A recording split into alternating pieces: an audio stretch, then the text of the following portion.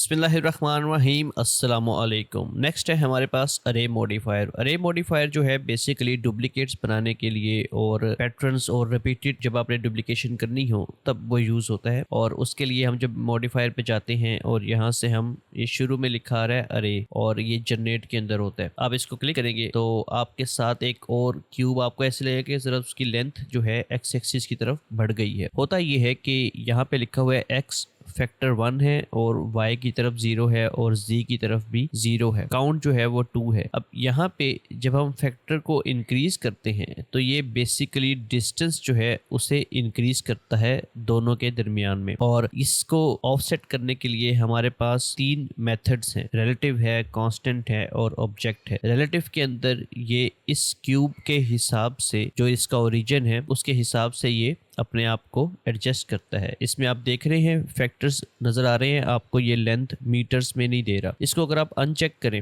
और यहाँ से आप कांस्टेंट पे आएँ और फिर इसको आप ड्रॉप डाउन करें तो अब यहाँ पे ये मीटर्स में आपको लेंथ दे रहा है और इसमें स्पेसिफिक आप मीटर सिलेक्ट कर सकते हैं कि कितने में वो अपने आप को प्लेस करेंगे और यहाँ से आप इसके काउंट को कम या ज्यादा कर सकते हैं। इसी तरह जो सबसे बेहतरीन इसके अंदर चीज है वो ये है ऑब्जेक्ट ऑफसेट। इसके लिए ये है कि इसको आप किसी ऑब्जेक्ट के हिसाब से भी ऑफसेट करवा सकते हैं। शिफ्ट ए प्रेस किया मैंने और यहाँ पे मैंने एक एम्प्टी प्लेन एक्सिस ले लिया, इसको मैं इस साइड पे ले आया और इस क्यूब को मैंने ऑब्जेक्ट ऑफसेट किया और यहाँ पे मैंने ये ऑब्जेक्ट सेलेक्ट कर दिया। अब ये देखें कि जो इसका ये ऑब्जेक्ट है एम्प्टी यहाँ पर है, अगर मैं इसको ग्रैब करूँ और कहीं और लेके जाऊँ तो ये उसके हिसाब से बाकी भी क्यूब्स मूव कर रहे हैं। अगर मैं इस एम्प्टी का स्केल ज़्यादा करूँ या कम करूं तो ये प्रोपोर्शनली आगे जाके कम होते जा रहे हैं।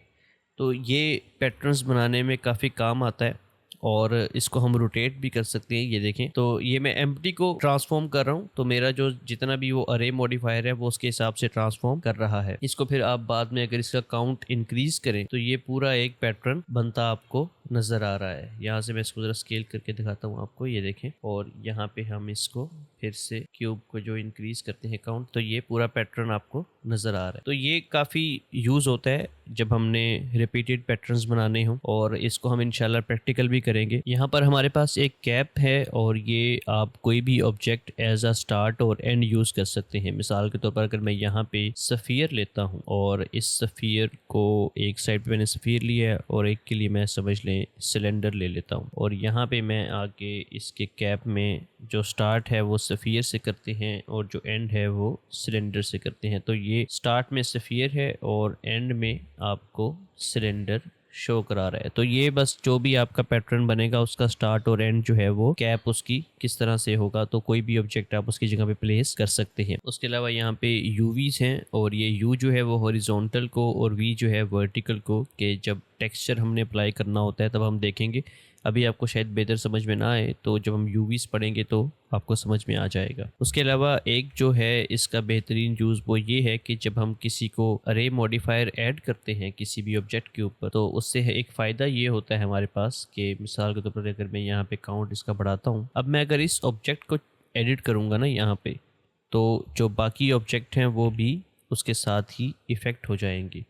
ये मैंने सेट किया ई किया तो देखें आप बाकी भी उसी तरह ही काम कर रहे हैं। तो ये जो है काफ़ी यूज़ होता है कि हमने जब एक ही साथ सबको मैनिपुलेट करना हो तो अरे मॉडिफायर में आप एक ऑब्जेक्ट को करते हैं जिस तरह वो लिंक डुप्लीकेट करता था उस तरह से। तो अरे मॉडिफायर में आपने जो चीज़ें याद रखनी है वो ये हैं कि 3 तरह से ऑफसेट होता है, रिलेटिव, कांस्टेंट और ऑब्जेक्ट।